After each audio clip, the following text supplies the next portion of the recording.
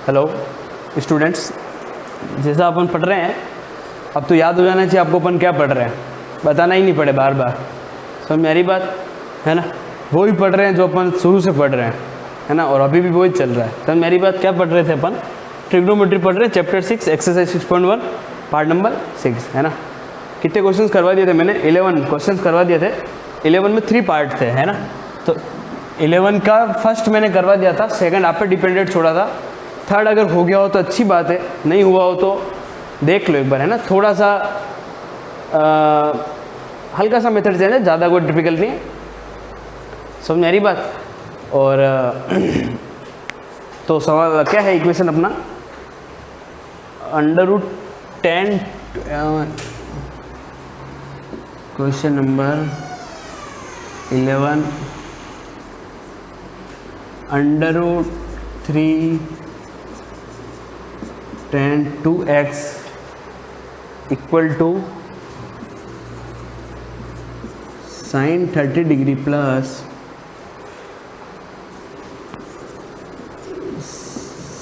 sin 45 degree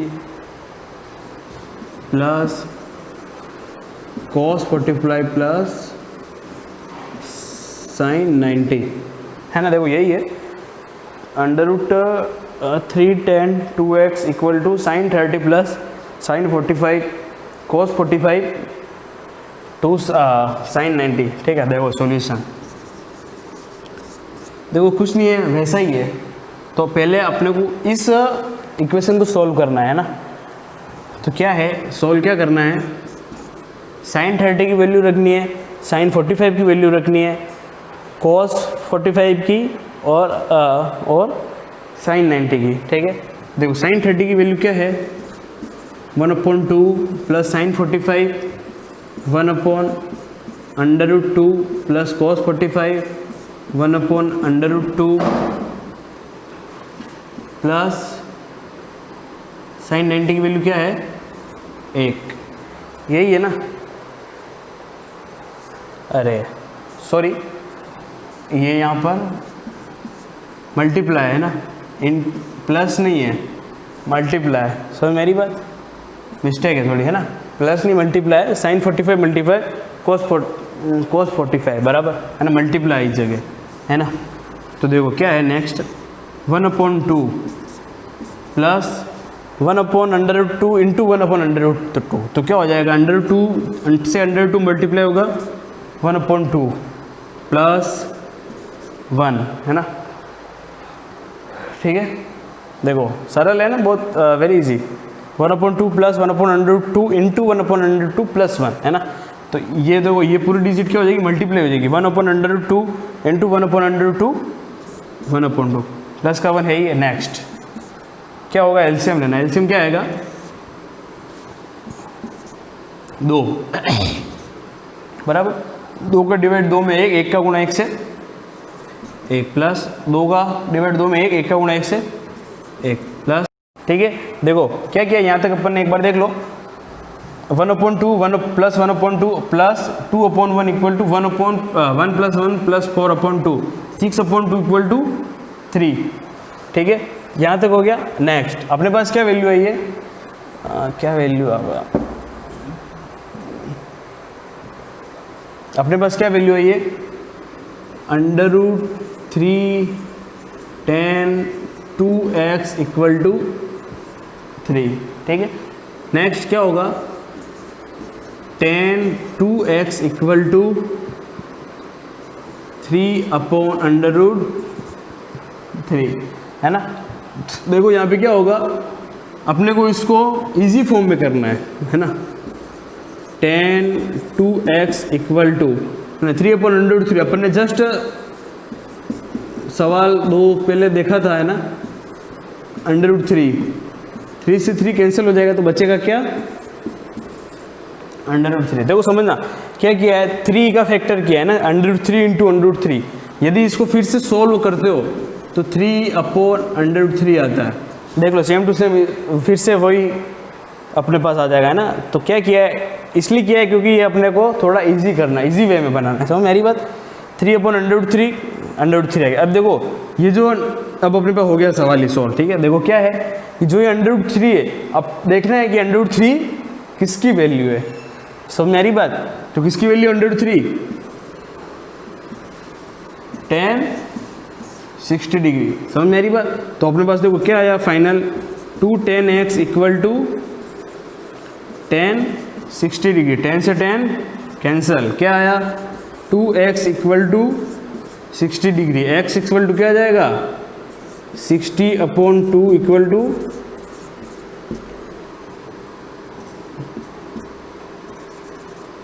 30 degree है ना। तो x की वैल्यू अपने पास क्या है, x इक्वल टू 30 डिग्री। समझ में आ गई बात? इजी है बिल्कुल, कुछ भी नहीं है, वही है same to same. Under 3 tan 2x equal to 3, tan 2x equal to 3/√3, 3 से अंडर रूट 3 कट गया, under root 3 time tan 2x equal to under root 3, under root 3 is tan 60। Next tan 2x equal to tan 60, tan से tan cut, then 2x equal to 60, then क्या होगा x 2 opposite side change हो जाएगा, 60/2 equal to 30 degree. तो x equal to 30 degree. ठीक है, आगे समझ में। नेक्स्ट देखो, नेक्स्ट जो क्वेश्चन है 12 से लगाकर 20 तक सारे क्वेश्चंस प्रूफ दैट है, प्रूफ करने वाले हैं ना। मतलब प्रूफ क्या, LHS इक्वल टू RHS है ना। प्रूफ मतलब क्या है कि अपने को ये वाला पोर्शन सॉल्व करना पड़ेगा इसके इक्वल लाने के लिए, है ना। प्रूफ दैट के सवाल ये होते हैं ना, सिद्ध कर, मतलब सिद्ध करने वाले। समझ में आ रही बात है ना। प्रूफ दैट है ना, प्रूफ किया हुआ पहले, कोई कठिन टफेस्ट बात नहीं है। तो देखो क्या है, एक क्वेश्चन देख लो, उसके अकॉर्डिंग जितने क्वेश्चंस आपसे सॉल्व होते हो उतने तो कर रही हैं, और नहीं होते हो फिर वो यहाँ मैं बता दूंगा। समझ में आ रही है। देखो नेक्स्ट क्वेश्चन क्या है, cos 30 sin plus cos 30 degree plus sin 30 degree upon 1 plus cos 60 degree plus sin 30 degree equal to under 3/2। ये हाँ प्रूफ करना है ना। क्या लिखा है इक्वेशन,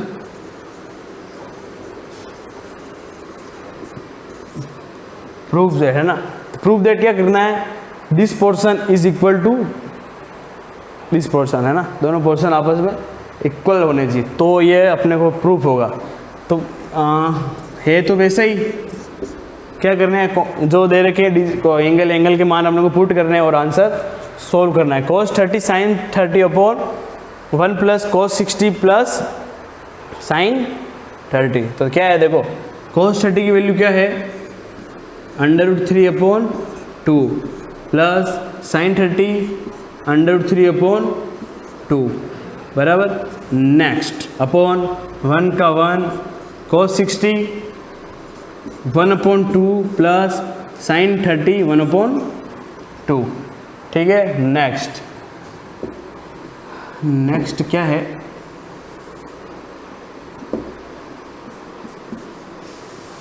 देखो क्या करना है, एलसीएम लेना है। सीधी सीट गणित है, सीधा से फॉर्मूला है एलसीएम। यदि नीचे अगर डिजिट सेम है तो आंख बंद करके वही डिजिट एलसीएम आएगी और कोई चेंजेस नहीं होगा, ऊपर की डिजिट सेम टू सेम जुड़ जाएगी, यहीं से जोड़ दो 2√3/2, सीधा आंसर है।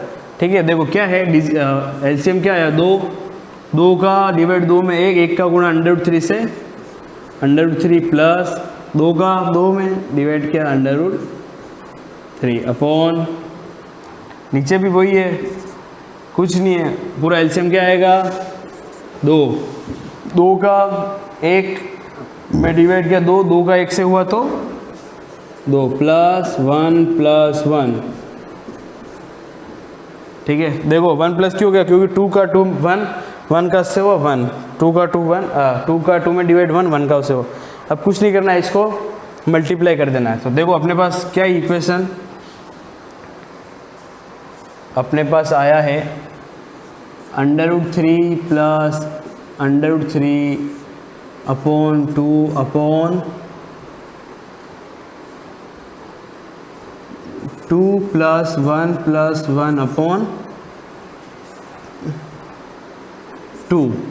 ठीक है, तो देखो क्या हो जाएगा, 2 √3 upon 2 upon 4 upon 2।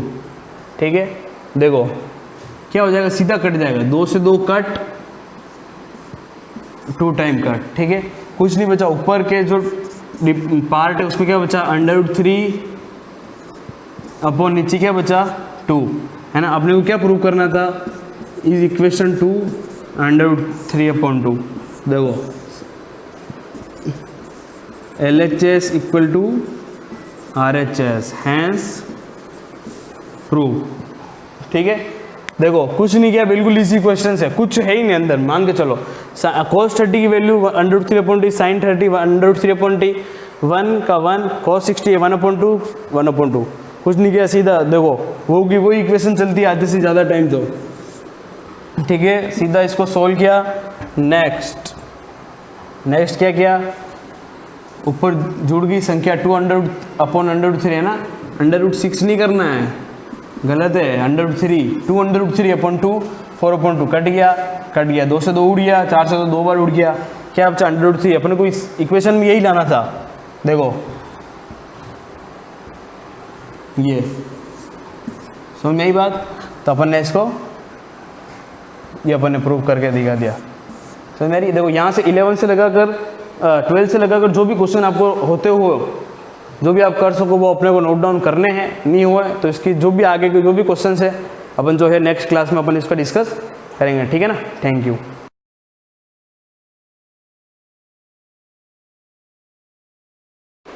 Good morning students, आज हम हमारी जो बुक है गोल्डन रेज वो स्टार्ट कर रहे हैं। गोल्डन रेज में हम हमारी फर्स्ट पोएम रिस्क स्टार्ट करने जा रहे हैं। रिस्क एक मोटिवेशनल पोएम है और इससे काफ़ी इंस्पिरेशन, जो भी देख रहे हैं सुन रहे हैं उनको काफ़ी इंस्पायर होने का एक चांस मिलेगा, क्योंकि रिस्क जैसा नाम से ही पता चल रहा है, रिस्क मतलब जोखिम। हम अगर लाइफ में किसी तरह का रिस्क नहीं लेते हैं तो हम कभी भी सक्सेसफुल नहीं हो सकते हैं। तो हम इस पोएम को डिस्क्राइबली लाइन टू लाइन पढ़ेंगे। ये पोएम जैनेट रेंड ने लिखी है और काफ़ी इंस्पिरेशनल पोएम है। तो मैं पोएम स्टार्ट करने जा रही हूँ और हम इसको लाइन टू लाइन पढ़ेंगे। पहले तो मैं एक मोटिवेशनल चीज़ ये बता दूं कि लाइफ में रिस्क लेना बहुत ज़रूरी है। रिस्क दैट मीन्स, जो पोएट कहना चाह रहा है कि हमारा चलना फिरना उठना बैठना एवरीथिंग इज़ रिस्क। हम एक छोटे बच्चे को देखते हैं, छोटा बच्चा धीरे धीरे गिरता पड़ता चलना सीखता है, राइट। अगर हम उसको मोटिवेट नहीं करें, हम उसको चलने के लिए ना सिखाएं, उसकी उंगली पकड़ के उसको चीज़ें पकड़ के चलना ना सिखाएं, तो वो कभी भी लाइफ में खड़ा होके ना चलेगा और ना ही दौड़ेगा। तो ये काफ़ी मोटिवेशनल पोएम है और इससे ज़रूर कुछ ना कुछ अच्छा सीखने को मिलेगा। अब हम इसका लाइन टू लाइन डिस्क्रिप्शन और एक्सप्लेनेशन देखते हैं। To laugh is to risk appearing the fool. यहाँ पे अपेयरिंग है। मैं पोएम की लाइंस पढ़ती जाऊँगी, बीच बीच में जहाँ मुझे लगेगा कि ये हार्ड वर्ड्स है जिसके मीन्स कुछ और हो सकते हैं या पोएट कुछ और कहना चाहता है, तो वहाँ पर मैं उसको डिस्क्राइब करती जाऊँगी। तो आप अपनी पोएम में मीनिंग्स को अंडरलाइन करके वहाँ पर उनके मीनिंग्स पेंसिल से ज़रूर मेंशन करते जाएं। तो मैं स्टार्ट करती हूँ। To life is to risk appearing the fool. Laugh मतलब हंसना। हंसना भी एक रिस्क हो सकता है। अब हंसना कैसे रिस्क हो सकता है? हंसने के साथ ये है कि आप किस मौके पर हंस रहे हैं, या लोग आपको देखकर कहीं फूल न समझ जाएं, आपकी हंसी को देखकर फूल न समझ जाएं, तो क्या हम उस रिस्क से कभी हंसेंगे नहीं? तो यहाँ अपैरिंग का मतलब है look. To weep is to risk appearing sentimental. Sentimental that means emotionally weak. किसी के सामने रोना भी एक रिस्क है, क्योंकि अगर किसी के सामने हम इमोशनल हो जाते हैं, हम रो जाते हैं, तो वो हमें इमोशनल फूल या इमोशनली वीक स्ट्रॉन्ग पर्सन नहीं समझते। तो ये भी अपने आप में एक रिस्क है। लेकिन कभी कभी अकॉर्डिंग टू कंडीशंस ऐसा होता है ना कि हमें किसी के सामने रोना आ जाता है, तो क्या हम सेंटिमेंटल नहीं हो सकते, या हम अपना दुख किसी के सामने प्रकट नहीं कर सकते? तो ये भी एक तरह का रिस्क ही है। To reach out for another is to risk involvement. To reach out का मतलब है want टू हेल्प, किसी तक पहुंचना। अब किसी की हेल्प करने में भी बहुत बड़ा रिस्क है। हम किसी के इमोशंस को समझकर या किसी के हेल्प के खातिर, किसी की सिंपैथी के खातिर हम किसी की हेल्प करने उस तक पहुंचते हैं, लेकिन इसमें भी रिस्क है, क्योंकि हमारी हेल्प को उसने गलत वे में ले लिया और उसने ये सोचा कि हम उसके इमोशंस का मजाक उड़ाने के लिए उस तक हेल्प के लिए पहुंचे, तो वो भी एक अपने आप में रिस्क ही है। To expose feeling is to risk exposing your true self. अब अपने आप को किसी के सामने एक्सपोज करना, अपने आप को किसी के सामने बताना। हम सबके लाइफ में कोई ना कोई फ्रेंड होता है जिससे हम अपना सब कुछ शेयर करते हैं, तो ये भी एक रिस्क ही है किसी के साथ अपनी फीलिंग्स को, अपनी इमोशंस को शेयर करना, क्योंकि हमारा ट्रू सेल्फ हम उसको बता रहे हैं। हम डिफरेंट प्लेसेस पे डिफरेंट टाइप के कैरेक्टर्स के साथ प्ले होते हैं। हम ऑफिस में कुछ और होते हैं, हम घर पे कुछ और होते हैं, हम किड्स के साथ कुछ और होते हैं, हम बड़ों के साथ कुछ और होते हैं। तो जो हमारी डिफरेंट पार्ट्स हैं, तो उसको किसी और के सामने रखना भी रिस्क है। क्या पता वो हमारे सीक्रेट्स को अपने तक ना रखकर दूसरों को बता दे। तो क्या हम इन सब डर से हंसेंगे नहीं, हम क्या रोएंगे नहीं, या अपने फ्रेंड्स को अपने सीक्रेट्स नहीं बताएंगे, या अपने इमोशंस को अपने अंदर ही दबा के रखेंगे? तो ये भी अपने आप में एक रिस्क है।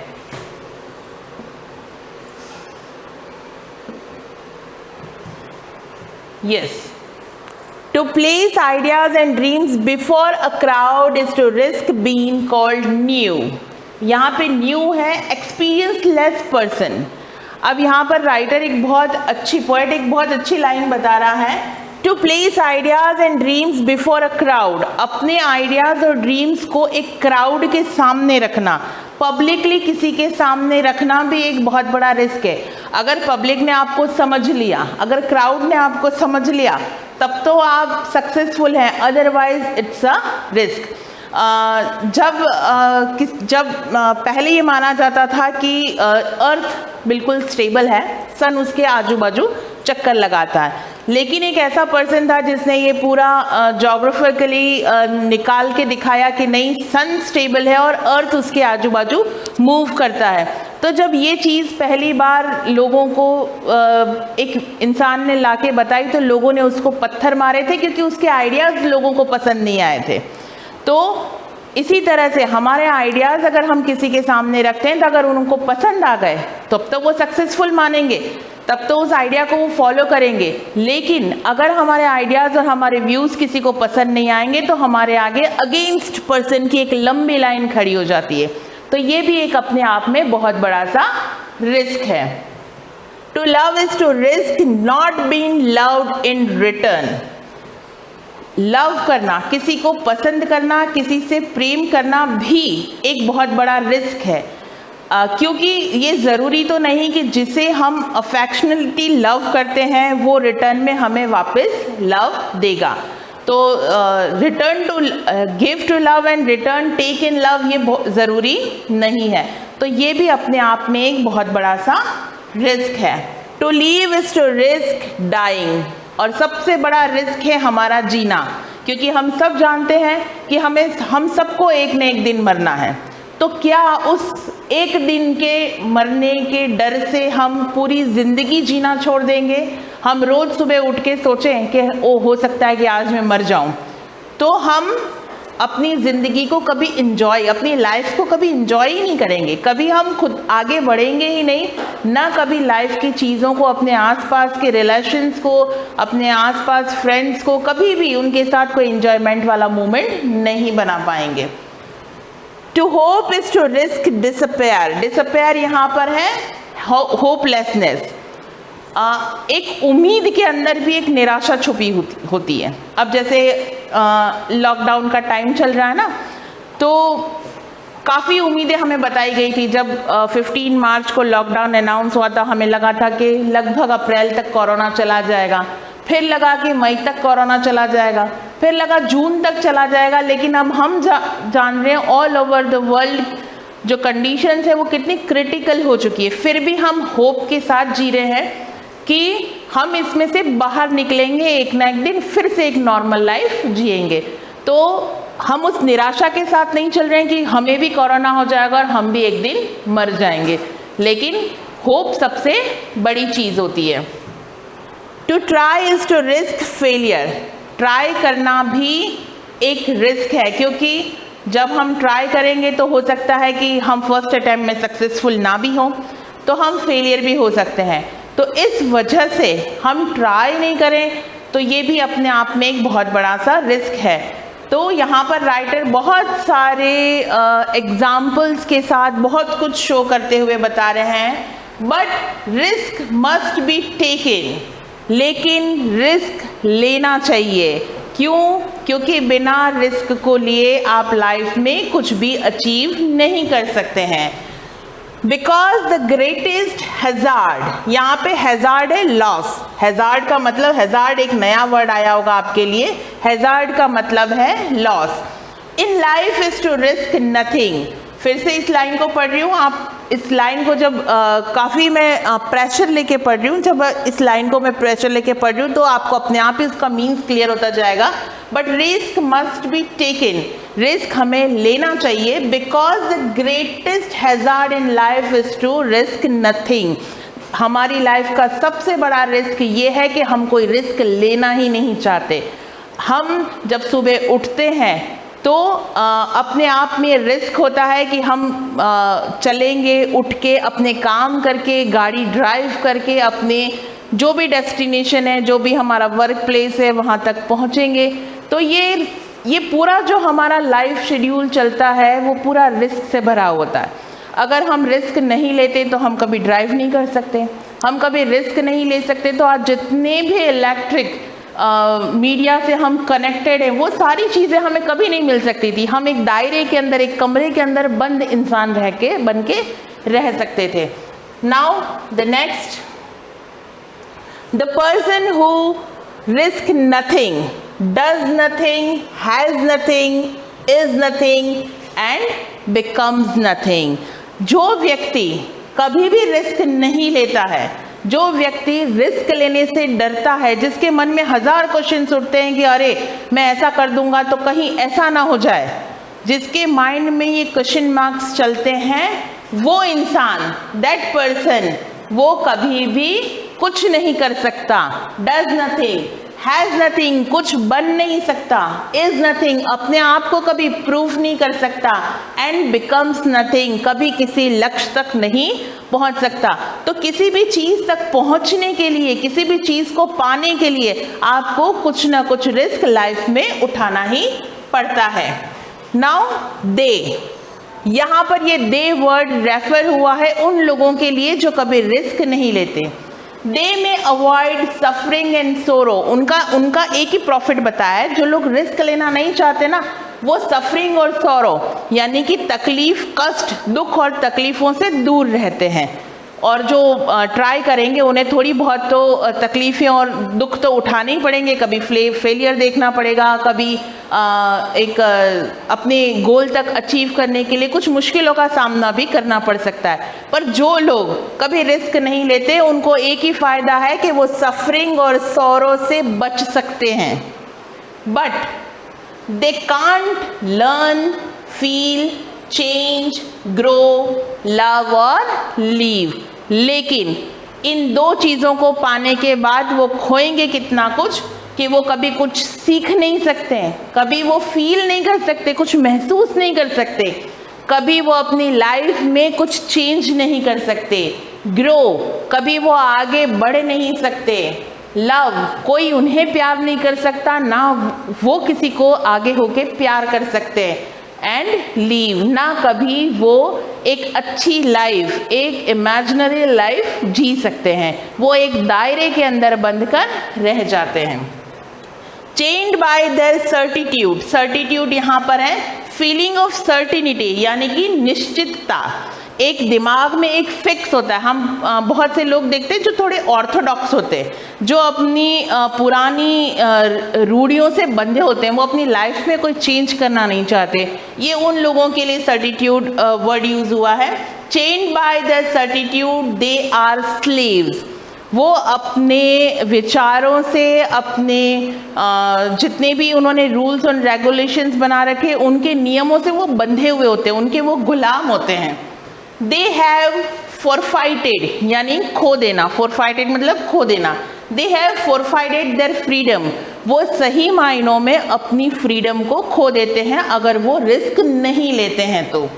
Only a person who risk is truly free, जो व्यक्ति सही मायनों में रिस्क लेता है वही एक सक्सेसफुल पर्सन हो सकता है और वही अपनी लाइफ का पूरा पूरा मज़ा उठा सकता है। तो एक काफ़ी मोटिवेशनल पोएम थी। इस पोएम को आपके सिलेबस में इंक्लूड करने का एक मोटो ये है कि अक्सर करके बच्चे जो हैं वो छोटी छोटी चीज़ों से डिसइंस्पायर रहते हैं, उनको इंस्पिरेशन नहीं मिलता। ये इंस्पायरेबल पोएम है कि आप लाइफ में स्ट्रगल करें, लाइफ में थोड़ा स्ट्रगल करोगे तो बेटर फ्यूचर को आने से नहीं रोक पाओगे। तो ये एक स्ट्रगलिंग पोएम कह सकते हैं जिसमें हमें बहुत सारा मोटिवेशन मिल रहा है कि हमें हंसना भी, खुल के हंसना चाहिए, खुल के रोना चाहिए, अपने इमोशंस को शेयर करना चाहिए, लव करना चाहिए। हर तरीके से हम जैसे भी अपनी लाइफ को जीना चाहें, क्राउड के साथ अपने न्यू आइडियाज़ अपने रखने चाहिए। आप क्या पता आपके आइडियाज़ में दम हो और नेक्स्ट आइंस्टाइन आप हो। तो जब एक छोटा सा एग्जांपल दे रही हूँ कि जब आइंस्टाइन छोटे थे तो उनको उनके स्कूल से निकाल दिया गया था। उनकी मदर से ये कहा गया था कि ये बच्चा बहुत बदतमीज़ है और इसका आगे कुछ नहीं हो सकता। जो आइंस्टाइन एक टाइम पे 11 इयर्स की एज में ही अपने स्कूल से निकाल दिए गए थे, जिनको उनकी मदर ने पढ़ाया, उन्होंने होम स्टडीज़ की और उसके बाद वो इस वर्ल्ड के द आइंस्टाइन बने।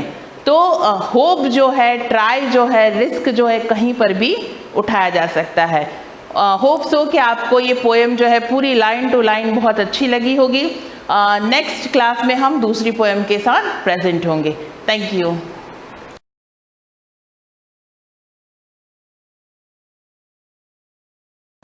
Dear students, good morning. सभी को मेरा सुबह का नमस्कार।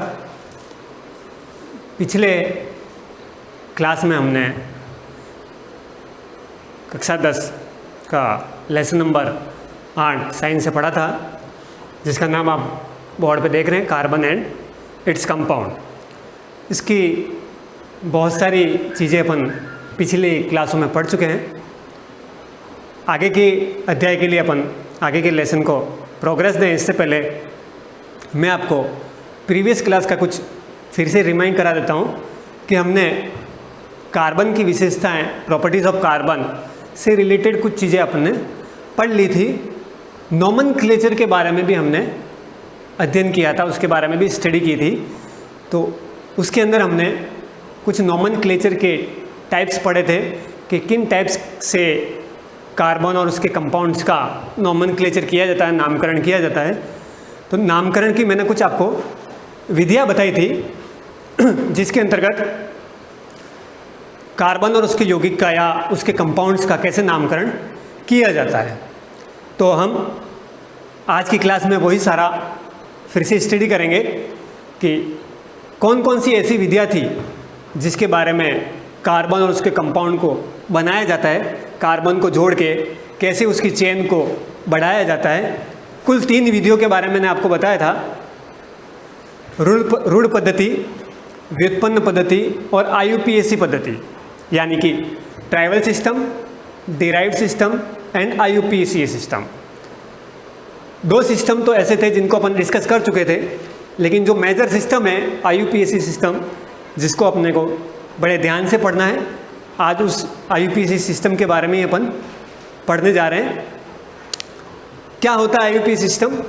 हमने प्रीवियस क्लास में आपको फुल फॉर्म और छोटी छोटी बातें बता दी थी। आज इस पूरे IUPAC सिस्टम को अपन एक विधिवत तरीके से पढ़ेंगे, जिसके अंतर्गत मैंने आपको एक काउंटिंग सिखाई थी कार्बन की, कि आपको अगर कार्बन की काउंटिंग याद है उसी से पूरा नामकरण होगा।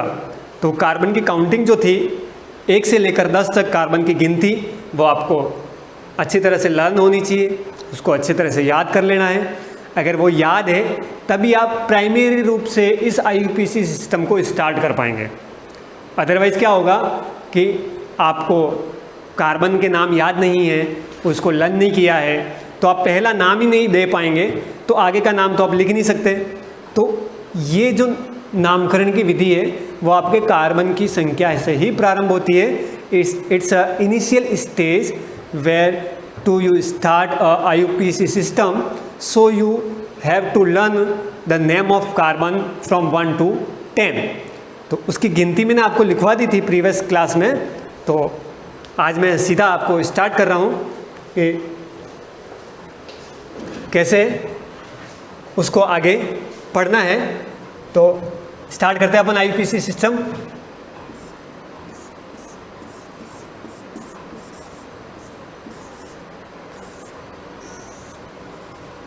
IUPAC सिस्टम का पूरा नाम आपको मैं पहले पढ़ा चुका हूँ, बार बार लिखने की ज़रूरत नहीं है, इसे आप एज इट इज़ याद कर लें, छोटे क्वेश्चन के रूप में इसको पूछ सकते हैं। इसके अंतर्गत मैंने आपको C1 से लेकर C10 तक एक काउंटिंग सिखाई थी, वो काउंटिंग आपको लर्न रखनी है, जो इसका प्रीफिक्स बनाती है, इसका उपसर्ग बनाती है, इसके आगे का नाम जोड़ने में काम आती है।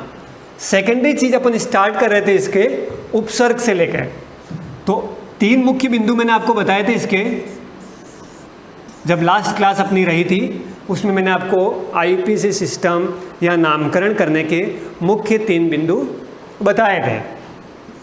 उन 3 बिंदुओं में मैंने पहले बताया था आपको कि कार्बन की संख्या से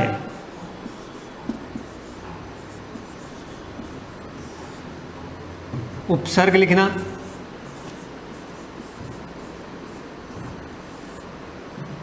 यानी कि जो प्रीफिक्स होगा अपना पहला नाम होगा वो आपके कार्बन की संख्या से आएगा, जो आपने मैं यहाँ से लर्न कर लिया है। दूसरी चीज, बंध के आधार पर अकॉर्डिंग टू बॉन्ड,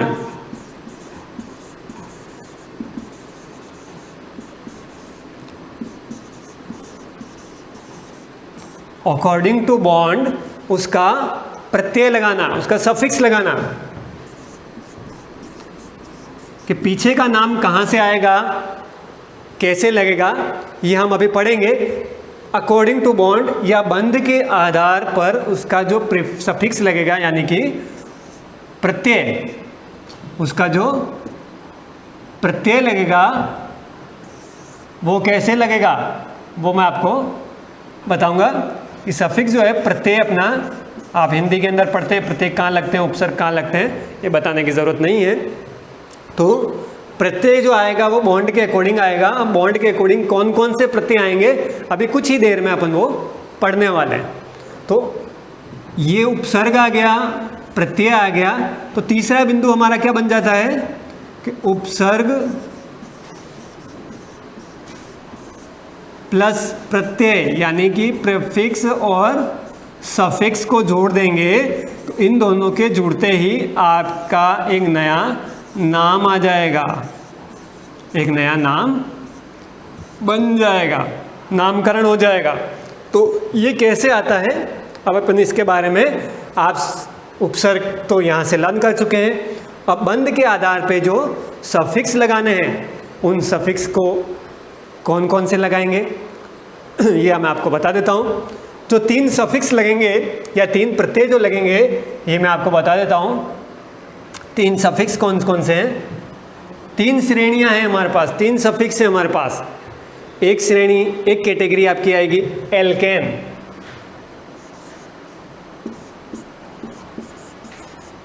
एल्केन श्रेणी। एक आएगी आपकी एल्कीन, तीसरा आएगा आपके एल्काइन। तीनों में फर्क देख लीजिए आप, फर्क क्या है? तीनों में फर्क इतना सा ही है, तीनों के आगे के नाम तो सेम है, लेकिन एक में ANE, ENE और YNE।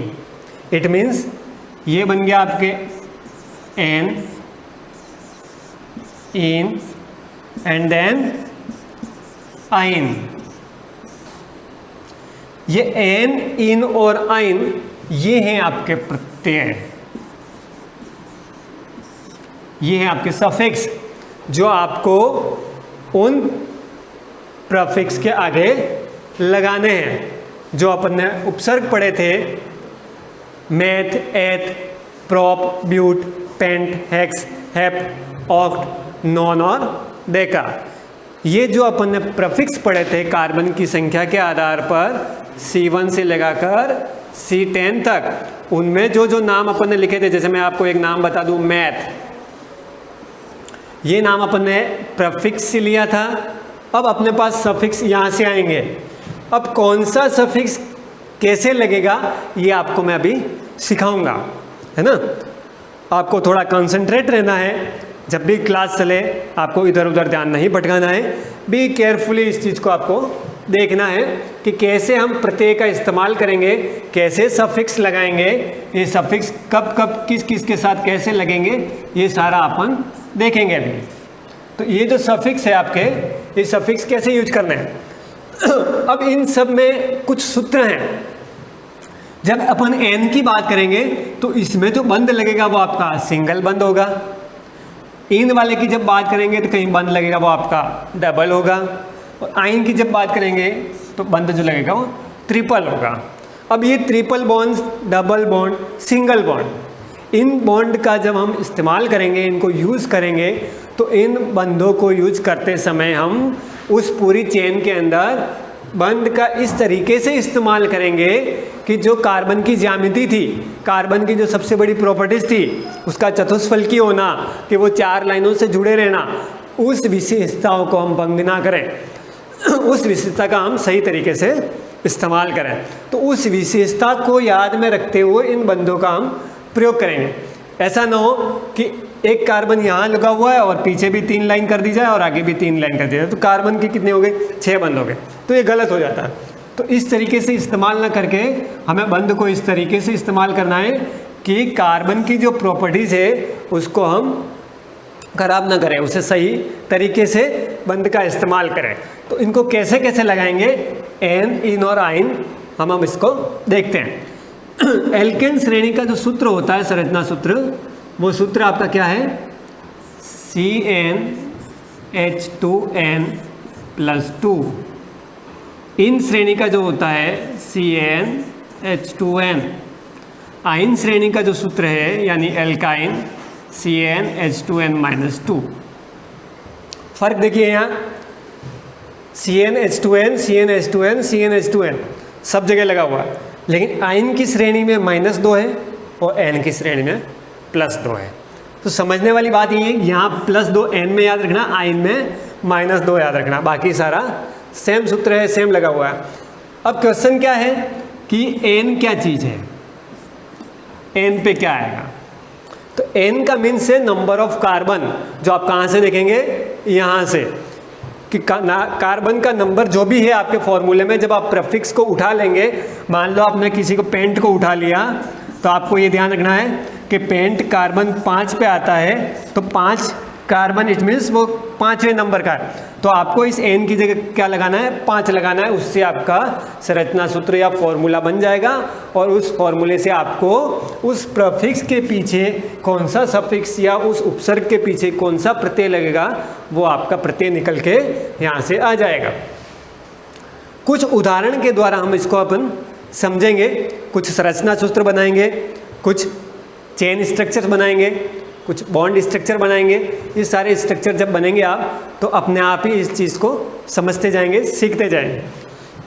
ये जब बनेंगे सूत्र, इसके साथ साथ में हमें फंक्शनल ग्रुप, कुछ क्रियात्मक समूह भी आएंगे, उन क्रियात्मक समूहों को भी पढ़ना है।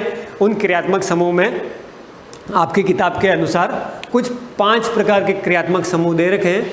उन 5 क्रियात्मक समूह के बारे में मैं अभी इनको थोड़ा विस्तार से बता दूं, फिर मैं आपको उन क्रियात्मक समूह के बारे में बताऊंगा। जो क्रियात्मक समूह जोड़ने से उस नामकरण में कैसे परिवर्तन आ जाता है। आपको बता दो फंक्शनल ग्रुप क्या होता है, क्रियात्मक समूह क्या होता है। हम कुछ क्रियात्मक समूह यूज करेंगे, जैसे जो बता दूं आपको कुछ, जैसे एक हैलोजन ग्रुप होगा, एक एल्कोहल ग्रुप होगा, एक कार्बोक्सिलिक ग्रुप होगा, एक एल्डिहाइड ग्रुप होगा और एक कीटोन ग्रुप होगा। ये कुछ ऐसे ग्रुप्स हैं जिन्हें मैं आपको पढ़ाऊंगा यहाँ।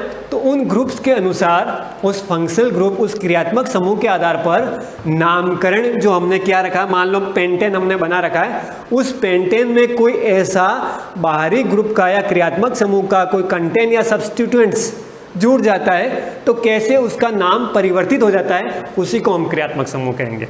और कोई इससे ज़्यादा लंबी चौड़ी बात नहीं है। वो सिर्फ क्या करता है कि अपना एक समूह उसके साथ, नाम के साथ जुड़ जाता है और जुड़ने से उसके अंदर क्या परिवर्तन कर जाता है, ये अपन अभी सीखेंगे। तो पहले अपन इनका नामकरण करते हैं, इनका सूत्र बनाते हैं कि कैसे कैसे इनका सूत्र किया जा सकता है। तो मैं आपको सिंपल सा एक सूत्र देता हूँ। जैसे मान लो, क्योंकि अपन पढ़ क्या रहे हैं, हाइड्रोकार्बन, तो सूत्र भी किसके आएंगे, हाइड्रोकार्बन के। ये मुख्यतः विशेषता आपने दिमाग में रखनी है कि सर जो पढ़ा रहे हैं वो हाइड्रोकार्बन है, तो हाइड्रोकार्बन की विशेषता पढ़ते हुए या हाइड्रोकार्बन का सूत्र का इस्तेमाल करते हुए अपन हाइड्रोकार्बन कैसे निकालते हैं। जैसे मैंने एक सूत्र दे दिया आपको C2H4, तो इस सूत्र का अपन नामकरण कैसे करें या कोई नाम दे दिया उसका सूत्र कैसे बनाए, तो उसके अकॉर्डिंग अपन सूत्र के रूप में नाम रखना और नाम दे दिया तो सूत्र बनाना। ये सारी चीज़ें अपन अभी पढ़ेंगे। आगे जो अपनी क्लास होगी उस क्लास के अकॉर्डिंग अपन जैसे जैसे जो सूत्र आएंगे उन सूत्रों का नामकरण कैसे किया जाएगा, बंद कैसे इस्तेमाल करेंगे, ये सारी चीज़ें अपन अगली क्लास में पढ़ेंगे। तो आज अपनी मुख्य क्या बातें हो गई, एल्केन, एल्कीन और एल्काइन। एक तो इनका सफिक्स हो गया, एन, इन और आइन, इनके सूत्र हो गए और इनके बंद हो गए। तो ये चीज़ें अपने को ध्यान में रखनी है कि बंद को कहीं स्ट्रक्चर में एक ही बार इस्तेमाल करना है, कहीं डबल आ जाए तो उसका नाम कैसे लिख लेना है। ये सारी चीज़ों को ध्यान में रखते हुए आज अपनी इतनी क्लास थी। ये सारा चीज़ें आपको याद रखना है, अपनी नोटबुक में उतार लेना है, ठीक है। जब भी कोई चीज़ आपको पढ़ाई जाए बोर्ड पे तो आप उतारते रहें। अगली जब अपनी क्लास होगी तो इस सूत्र का नामकरण भी करेंगे और आगे बहुत सारे सूत्र भी अपन पढ़ते रहेंगे। तो सूत्र से नाम और नाम से सूत्र, ये सारी चीज़ें अपन अगली क्लास में पढ़ेंगे। Good bye.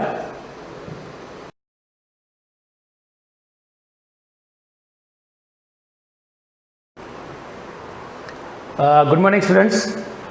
Again, we resume to our social class, lesson number 1, and hopefully you have revised what we learned previously in our class. It was about the glorious past of ancient India, then organization of Janpads, and then formation of big Janpads, Mahajanpads, and then we gradually moved on to 16 main Janpads, and after that we also learned 4 major Janpads of Rajasthan, and after that it was about the declining, how these Mahajanpads started to decline, and there were few reasons as well.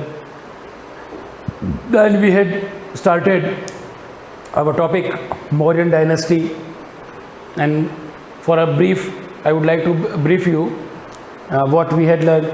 We had learned that Gananand was the ruler of Nanda dynasty, and the people, subjects, were fed up of his atrocities and they were looking for a new king who can take them out of these troubles. And at that time Chandragupta Maurya emerged as a new ruler in Magad Empire. So we move on to our topic.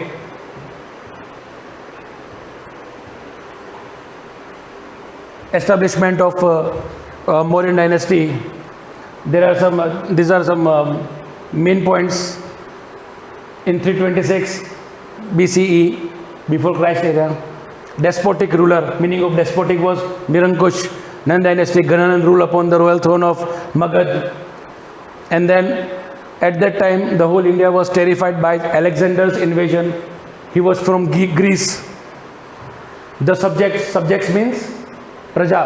The subjects were suffering from the atrocities. Atrocities means atyachar of king, and people were dissatisfied of him. So they all were looking for a new king. At that time, Kautilya's students Chandragupta emerged on the political empire of India, and he established a new dynasty called Mauryan dynasty. Now, after that, again I will brief you about Chandragupta Maurya, pupil of Kautilya or Chanakya, and he defeated Dhananand, the last ruler of Nanda dynasty. And after that, this one is very important. Chandragupta Maurya established the first pan-India empire. संपूर्ण बृहद भारत उसने बनाया पूरा एक, and he defeated, you can see here, Greek ruler Seleucus Nicator, and they came into an alliance.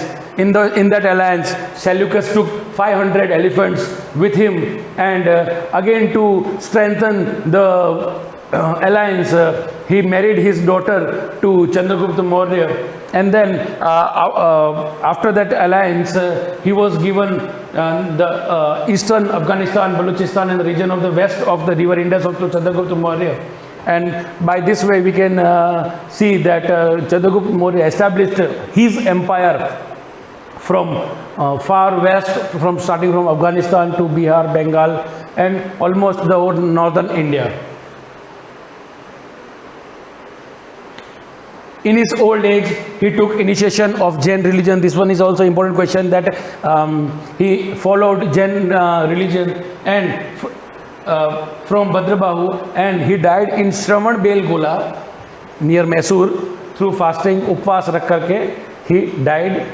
He left the life. Now, after Chandragupta Maurya, who came into Mauryan dynasty? So you can see, it's Bindusar. Bindusar was the son and successor. Successor means the next coming, Uttradhikari of Chandragupta, who was also called, see, Amitrochats. This one is very important, by Greek authors. यूनानी जो लेखक थे उसको उन्होंने एक नाम दिया था. And in Vayu Puran, see, these are the different names of Bindusar. In Vayu Puran, he has been called Bhadrasar, and in Jain, he has been called Sihisena. Obviously, as his father left the empire from far west to far east and the all northern India, he started to proceed to this expedition. इस अभियान को उसने आगे बढ़ाया. He started to conquer all the regions that were on the border of Magad Empire. So you can see, according to, he conquered the distant South Indian regions also. Because his father Chandragupta Maurya had already conquered the north, west and east of the area of India, ancient India. But at that time, he didn't conquer southern regions. So he approached towards South India. According to Divyadhana, a Sanskrit anthology. If you can see the word anthology, A-N-T-H-O-L-O-G-Y, I would like to give the definition of this anthology. It will be, I think, written here. You can see anthology, a book that contains pieces of writing or poem by different authors. अलग-अलग लेखक जो होते हैं उनके द्वारा लिखी हुई कविताएं या उनके द्वारा लिखे हुए कुछ लेखों का संग्रह होता है, that is known as anthology. Remember it.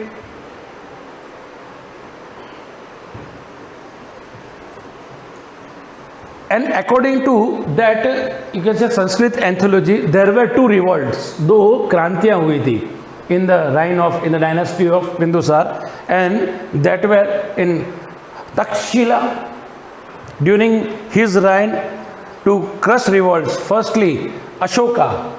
Now remember, we are moving to the next successors of Bindusar also, and then his elder brother Shushim was sent.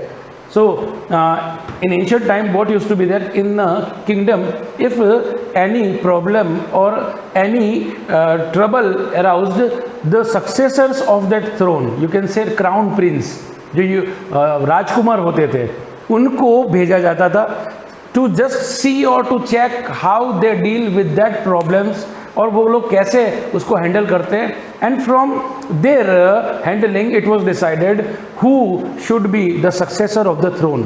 क्योंकि पहले राजकुमार ज़्यादा होते थे, 3, 4, 5, 6, 7, 8 होते थे, तो ये तय करना मुश्किल होता था कि who will be the crown prince of that throne. तो उनको अलग अलग एरियाज बांटे जाते थे, पूरा बहुत it had to be a vast empire, तो उनको फ्रेगमेंट्स में बांट देते थे, so that to see how they can administrate the people or kingdom efficiently.